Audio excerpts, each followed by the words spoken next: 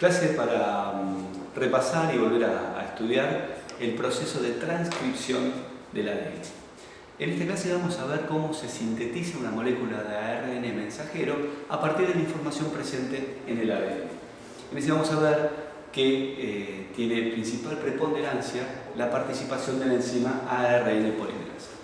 Recordemos un poco el camino que sigue la información genética que está presente en el ADN hasta que se sintetizan las proteínas, ¿sí? Decimos que la información presente en el ADN puede seguir diversos caminos. Esto ya lo hemos visto en otras clases, pero es útil repasarlo para darse cuenta en dónde estamos parados. Primero, el ADN vimos que puede seguir un camino que es el que conocido como replicación, en donde se autoduplica, ¿sí? Esto lo conocíamos como replicación. Recordemos que la importancia de la información que está en el ADN es que me permite tener idea de cómo se van a sintetizar las proteínas. Por lo tanto, en nuestro camino final de este viaje de la información genética llegaría hasta las proteínas.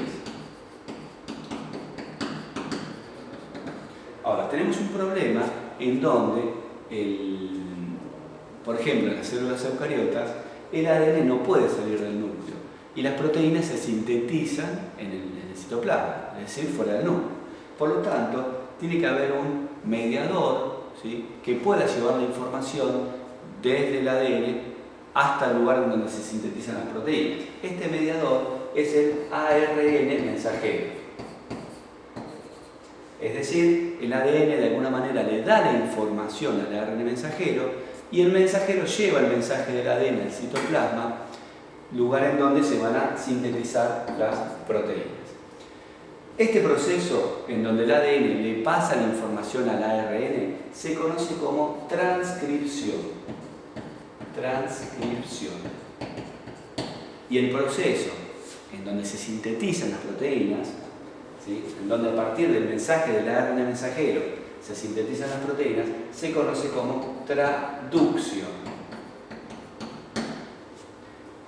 Bien, repasemos entonces el proceso de transcripción, ¿sí?, de la síntesis, es decir, de la síntesis del ARN mensajero. Decíamos nosotros entonces que tenemos la información genética en el ADN. Ahora, cuando se necesita una información genética que tiene como consecuencia la síntesis de una proteína, tenemos que tener en cuenta que no es necesario todo el ADN para que tengan la información todo el ADN para esa proteína, sino que esa información para fabricar una proteína va a ser parte de una sección del ADN, ¿sí? Comúnmente la conocemos a esa sección como un gen. El gen tiene la información para una proteína. En realidad es para una o más proteínas, pero en este caso veamos cómo a partir de la información del ADN para una proteína se lleva primero a sintetizar una molécula de ARN mensajero.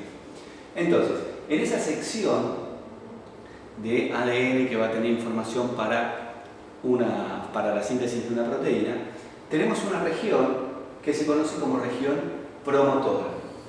La región promotora es el sitio del ADN que tiene el lugar de comienzo, de inicio de la síntesis del ARN mensajero. ¿Bien? Sobre esa región se va a situar la enzima ARN polimerasa.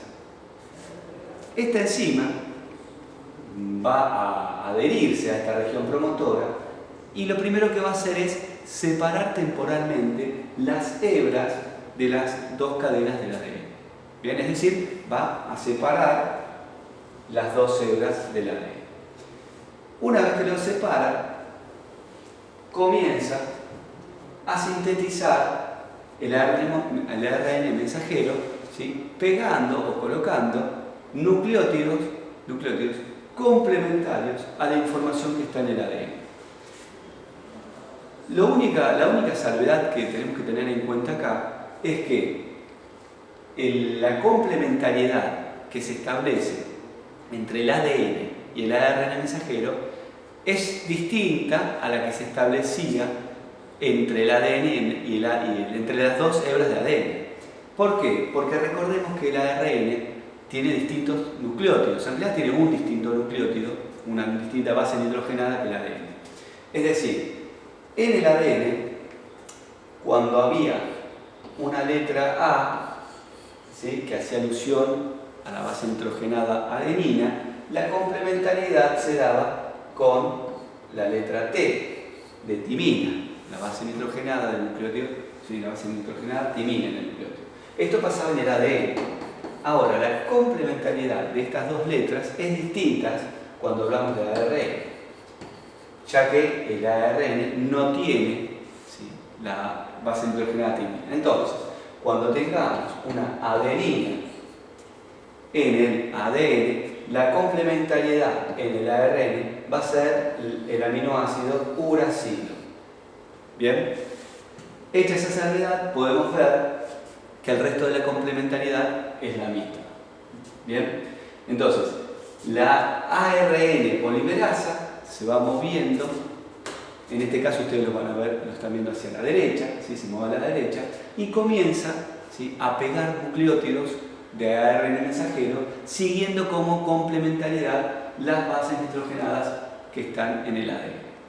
Esto va a ocurrir hasta que se llega a una zona que se conoce como región terminal, que tiene la información de que, para que el ARN polimerasa se desangle del ADN y por lo tanto queda ya sintetizada la molécula de ARN mensajero.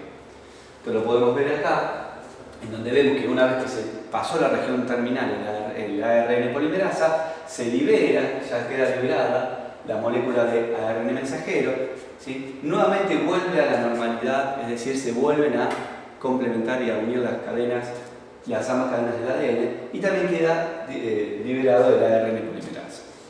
Entonces, como resultado de este proceso que conocemos como transcripción, tenemos el ARN ya sintetizado, el ARN mensajero, el ADN libre nuevamente en el citoplasma y la ARN polimerasa separada del ADN. Ahora, a partir de esta información que está presente en el ARN mensajero, ¿sí?, se van a sintetizar las proteínas. Y eso va a ser, en realidad, no solo con el ARN mensajero, sino que también van a participar el ARN de transferencia,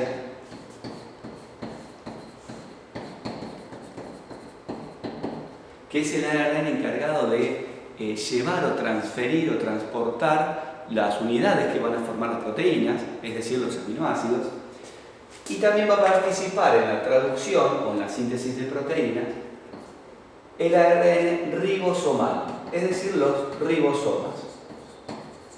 Recuerden que siempre que veíamos la función de los ribosomas en las células era la síntesis de proteínas, ¿sí? Es decir, son el lugar en donde se van a ensamblar las proteínas, ¿sí?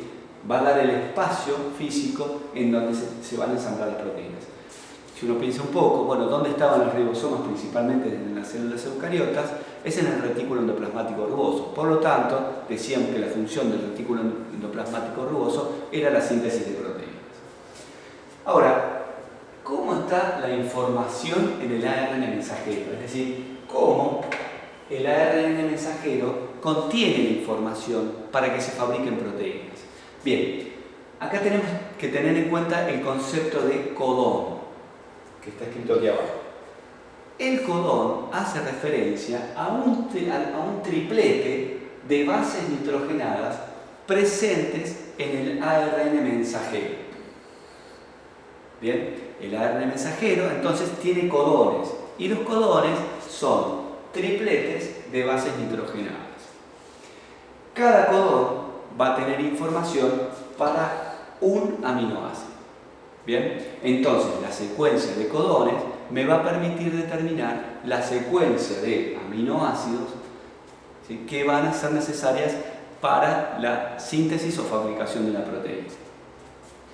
Dicho esto, entonces podemos analizar lo siguiente. Cuando hablamos de las posibilidades de los tripletes que se pueden suceder en el ARN mensajero, tenemos que tener en cuenta que las bases nitrogenadas posibles son 4, pero estas 4 bases nitrogenadas se van a agrupar de a 3. Esa disposición me permite 64 posibles, ¿sí? Codones o tripletes que se van a dar en el ARN mensajero. Ahora, si también recordamos que los aminoácidos que van a sintetizar las proteínas o que van a formar parte de las proteínas son los tipos de aminoácidos, son solo 20, vemos que hay más más codones que los aminoácidos posibles. Es decir, hay más de un codón para cada aminoácido. Como hay más de un codón para cada aminoácido, hay varios codones que tienen la información para el mismo aminoácido. Por eso se dice que el código genético, es decir, toda la posible sucesión o toda la posible secuencia de codones, ¿sí? van a tener información para más de un aminoácido cada uno, y por eso decimos que el código genético es repetitivo o redundante. Además, como todos los seres vivos, ¿sí?, respetan el código genético, ¿sí?, siendo una prueba muy importante para la evolución, como todos los seres vivos respetan el código genético, decimos que el código genético es universal. ¿Universal por qué? Porque todos los seres vivos lo respetan. Veamos un poquito más del código genético. Cuando uno ve las 64 posibles combinaciones de las bases nitrogenadas del ARN mensajero, ¿sí?, en tripletes, es decir, cuando uno ve todos los codones posibles que se pueden formar, asociadas, ¿sí?, cada codón al tipo de aminoácido, ¿sí?, para el cual tiene la información, lo que está haciendo está viendo el código genético, ¿sí? En el código genético, dijimos entonces, está formado por los tripletes relacionados con el aminoácido para el cual tienen información. Acá podemos ver que tenemos las primeras bases del triplete, la segunda base del triplete y las terceras bases del triplete. ¿Bien? Es decir, uno para buscar si tiene la información de un triplete, primera base, segunda base y tercera base, y ahí va a determinar cada triplete qué tipo de aminoácido tiene información. Además de esto, hay un triplete o un codón que tiene información de inicio. Tiene la información, bueno, desde este codón comienza la síntesis de proteínas. Ese codón es el AUG. El codón AUG es el que tiene información para el inicio de la síntesis de proteínas. Codifica para el aminoácido metionina. ¿Sí? En este código genético, los aminoácidos, ¿sí?, están abreviados los nombres. ¿Sí? En este caso dice MET, corresponde con el aminoácido metionina. Entonces, cuando uno tiene el ARN mensajero, lo primero que tendré que hacer es buscar el codón de inicio. Habíamos dicho, vamos nuevamente, buscamos metionina, primera base la A, segunda la U, tercera la G, AUG, codifica metionina, yo acá ya lo puse directamente, ¿sí?, y esto me codifica para el primer aminoácido, es decir, acá va a aparecer la metionina, vamos a abreviarlo MET, que sería el primer aminoácido con el que se sintetizan, ¿sí?, con el que los seres vivos sintetizan prácticamente todas las proteínas. Después tenemos, en este caso, vemos el triplete CGG. Entonces vamos al código genético, buscamos la letra C, buscamos la G, buscamos la C, tenemos el aminoácido ARG. Entonces, el segundo aminoácido que se va a pegar para formar esta proteína, dijimos que es la arginina, la ARG. Vamos al tercero. El tercero es AUU. Buscamos la primera base la A, la segunda la U, la tercera la U. El aminoácido es ILE. Vamos a la isoleucina, ILE sería el tercer aminoácido. Y así sucesivamente vamos pegando los aminoácidos, ¿sí? En este caso terminamos con el anteúltimo, es CAC. Buscamos nuevamente primera letra C, segunda letra A, tercera letra C, y el HIS termina, ¿sí?, y hasta que vamos a llegar a uno de los 3 posibles tripletes o codones de stop o finalización. Estos son el codón UAA, codón UAG y codón UGA.